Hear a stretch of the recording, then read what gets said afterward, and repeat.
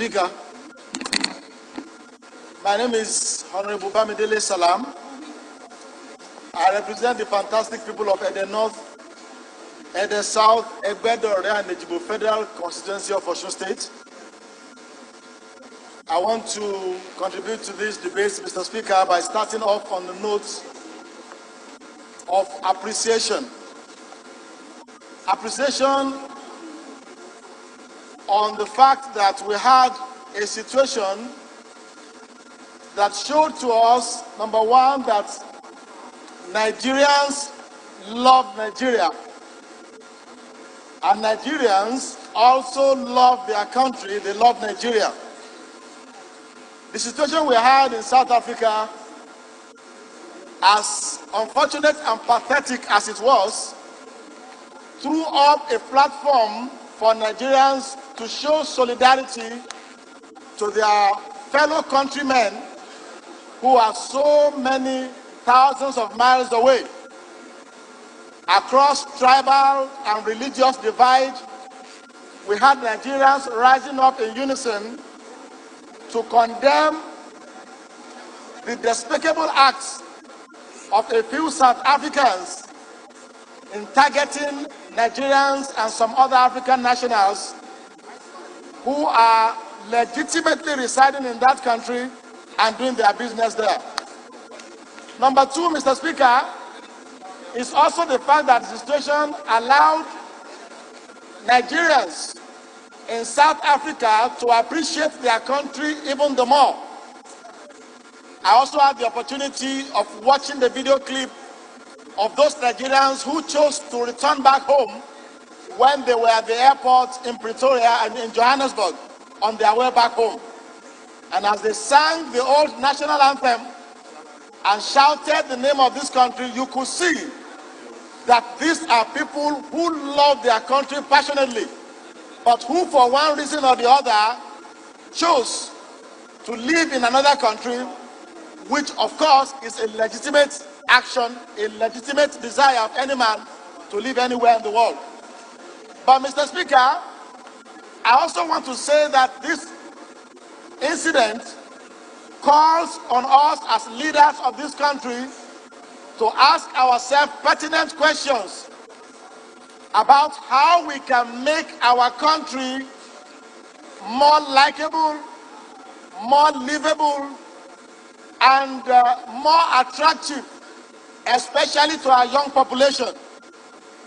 A few days ago, I saw a video clip of a young Nigerian in the United States of America who apparently was losing his mind.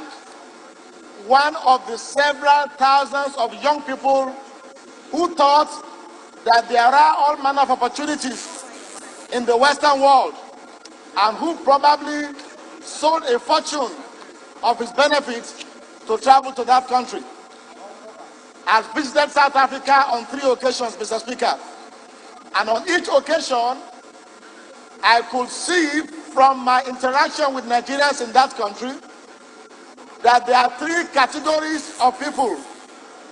Number one are those Nigerians who succeeded in what they were doing in Nigeria and decided to go and replicate that in other parts of the world, doing businesses and establishing their fame in the business they are choosing.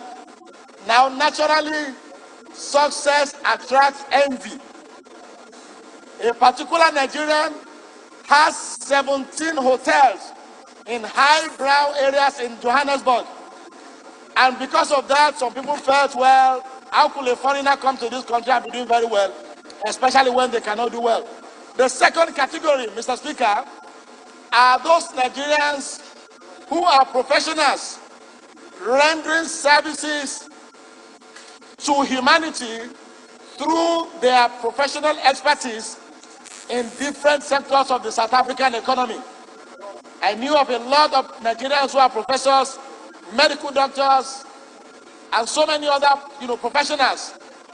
But lastly, Mr. Speaker, is also the category of Nigerians who left this country frustrated, assuming that by going to that country, they could make a better living out of their life. Now, this is where the challenge is for us as leaders, to look into those factors which is giving our young people a wrong impression and lack of hope in this country that is ours. We need to, as leaders, devise policies and programs and measures that will allow these young persons to use their talents, their abilities, their academic qualifications for the benefit of Nigerians first. A few of them traveled without having their valid papers, yes, only because they assumed that when they travel, they could have opportunities that they could not get here. That is where the challenge is for us today. As leaders of this country, we need to focus our attention on joblessness. We need to focus our attention on insecurity. We need to focus our attention on those other factors which will make a young man, a young graduate, abandon his qualifications in his country and go to another country to go and play the second-class citizen and live a life that is not worthy of him as a citizen of Nigeria. Mr. Speaker, I know with the kind of leadership that you are giving to this House, you are placed in a position to lead this change. Julius Malema, the young man who was speaking out, whom you commended in your speech, is a young man who probably is in his 40s. A lot of young Nigerians in that age group today do not have opportunities to rise into leadership. What are the factors hampering this? What are the factors hindering this? These are issues which, going forward, I believe we can jointly address and find solutions to. Thank you so much, Mr. Speaker, and I thank the mover of this motion for bringing this up. Thank you very much. Thank you, Honorable Stanley.